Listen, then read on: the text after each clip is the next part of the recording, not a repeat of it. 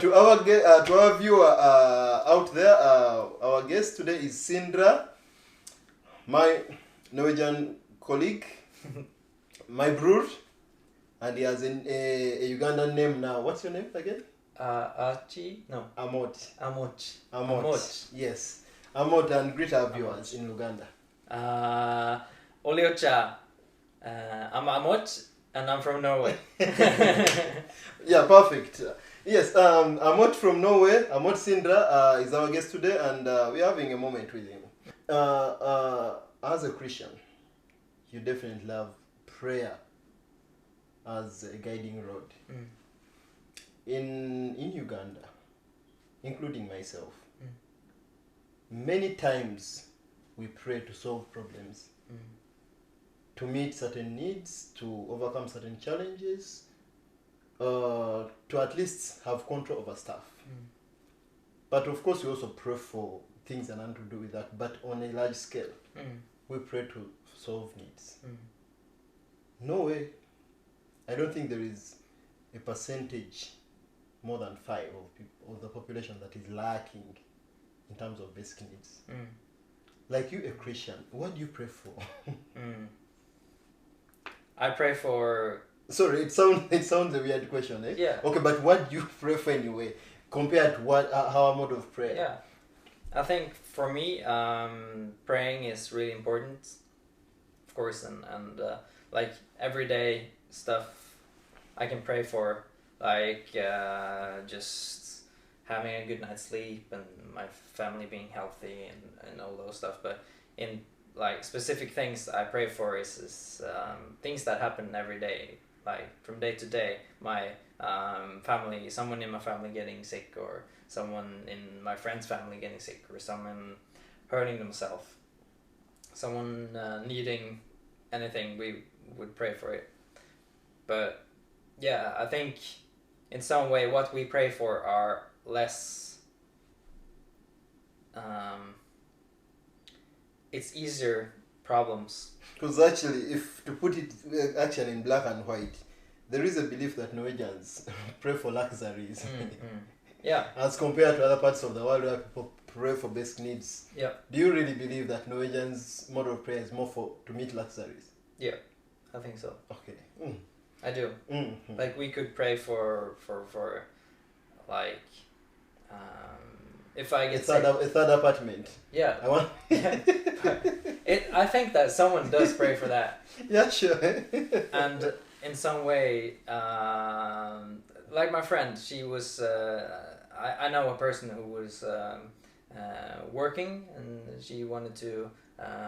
She was working with kids and helping Christian kids get together and have a society. And a lot of persons started praying for her to get a car, because she needed a car to get around and meet those kids. And a lot of people donated money, so she got a car for free. So she started a campaign to get her a free car. And in some way, that is really absurd for me to think about. A campaign, okay. People are making campaigns in Africa to solicit 10 millions to take someone for a surgery, for an operation, and another is soliciting money to buy a car. To buy a car, yeah. And that yeah, your point. I think we pray for luxuries in some way, and in other ways we pray for health, of course, which is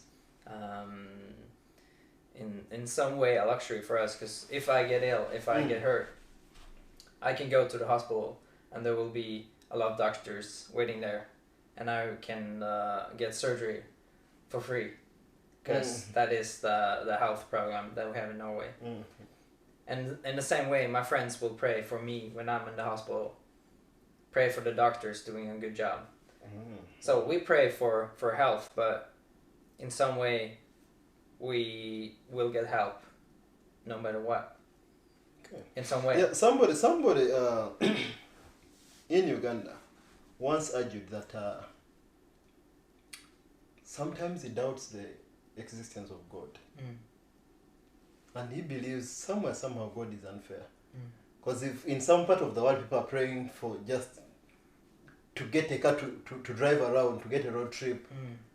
And somewhere kids less than 5 years old go without food, don't have a roof over their heads. And he's the same God taking care of all the two groups of people. Someone would wonder what kind of God this is.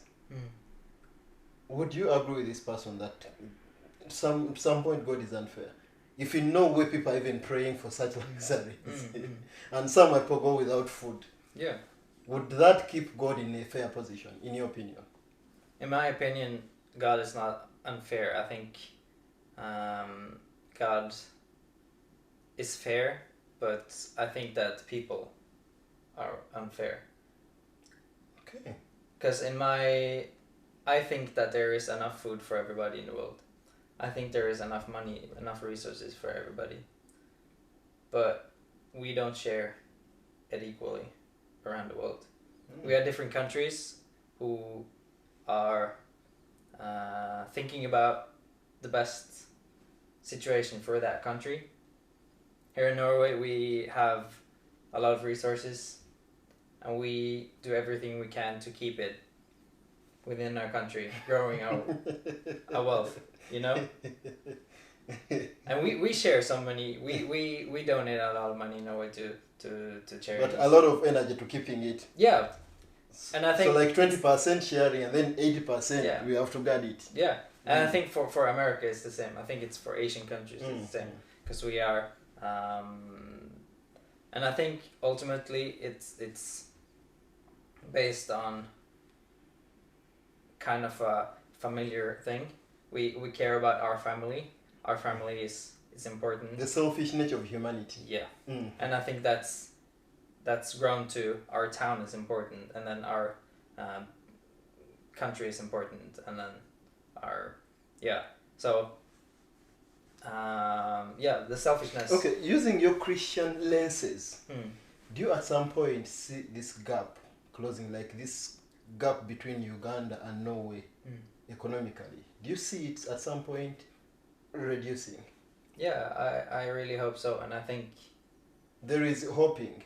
Yeah. And then there is really having a vision somewhere, depending on the parameters that are available. Do you see this gap closing in somewhere? Yeah, I think there are different ways to look at it. It's economical, and there's like medical, and there's about the food, and I think yeah. Because I think there is a change in the world during like the last 30, 40, 50 years. There's been a change in the world looking at more of a total picture. Like we are one world in some way. And I think there are more work going on now than ever before to help others. Yeah, but Sindre, just away from that, as a newly wedded man, because you're now about to make a year in marriage. Yep. Statistics have it that a huge percentage of marriages in Norway break up. Actually, many don't even see their 50th anniversary. Yep. How true is that? So I think that the percentage of marriages who break up or get a divorce is about over 50% now. Over 50%. Yeah, so over half the marriages that are made now are divorced, and I think that is really sad. For me, like I said before, the marriage, it's about standing before a priest, standing before God, promising each other a lifelong marriage. And in some way, I've always knowing my parents, having the experience from my parents, I know that they, from the moment that they knew that they were gonna have a child, me, I'm the firstborn child. they told them each other that now it's for life, now it's forever, and to them, talking about it to me and telling me, and when I asked them about it, it seems that what their perception is that there is no alternative to that. Now it's forever and there is no alternative. And admiring that, I've been trying to take that with me to my own marriage, telling Vilda, my wife, that now it's no backing down, now it's no alternative. Now whatever happens, we need to figure it out. Whatever argument, whatever things we say, whatever happens, we need to work it out, because now it's forever. What do you think causes this? What did you say? What do you think causes this? Causes are... Because actually someone would assume that with the availability of massive millions of dollars, there would be common grounds for these resolved issues. So could it be that the presence of money substitutes the values of a home? Yeah, and I think it's, in some way, it's too simple to get a divorce and to break up a marriage. In some way, it's for many people, it's an exit, it's an opportunity, it's it's an opportunity, and I think the mindset should be a little bit different. I think the opportunity shouldn't be there. So what makes it so simple to walk out? Because ideally, a home, in every society, a home is the first building structure of a society. So, and one would assume that in any society, homes would be the most valued entity.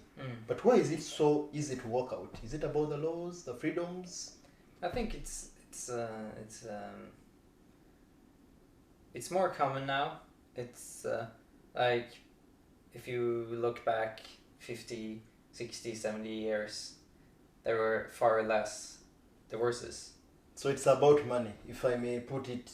Because back, I think Noah's scaled up wealth-wise around 60s. Yeah. So could it be the money factor?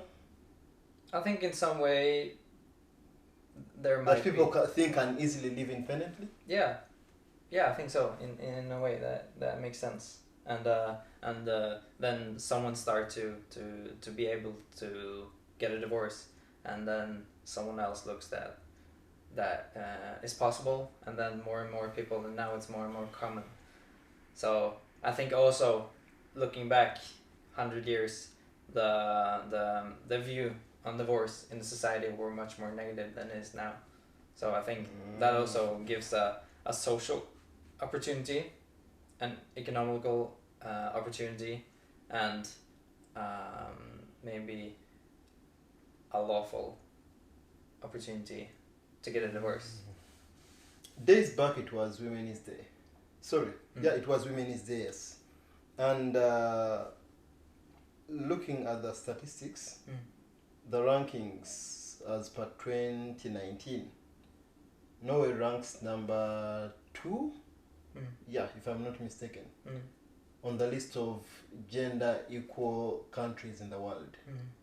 So could it be a sport of gender balance that also affects homes, that women and men think they are equal in all aspects?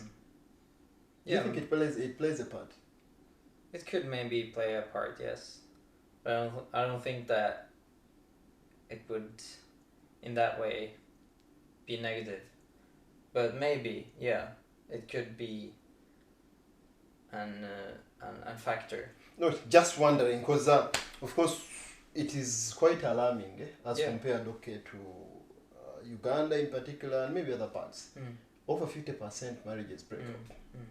So it means that there are more single mothers, single fathers, and when you look at the future in the next 20 years, there will be so many question marks. But anyway, we leave that to God, like you.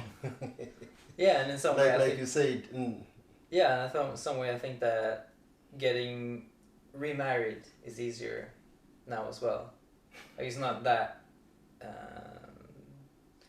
strange to have been married 2 or 3 times, you know.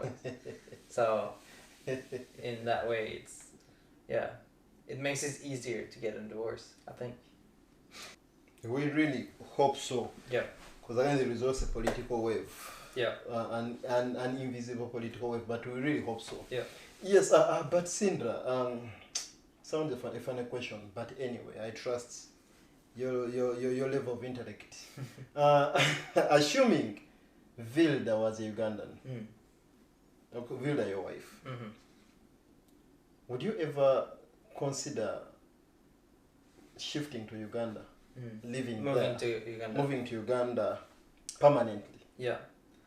It's actually funny that you ask, because my cousin, my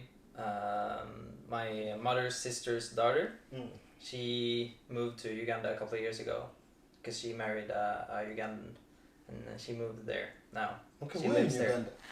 I don't know. I can ask her, but she lives in Uganda now. She's a doctor, and she took a year, I think, in Uganda working as a doctor, and then she met her husband, and they married, and they now have a kid and living in Uganda. So for me, I think that would be possible. Okay. Yeah, I think so.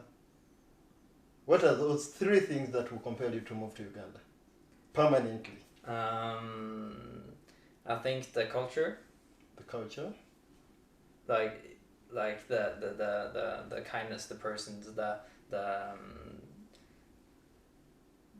working togetherness in society, that I feel like is really strong in Ugandan cities, and I don't know.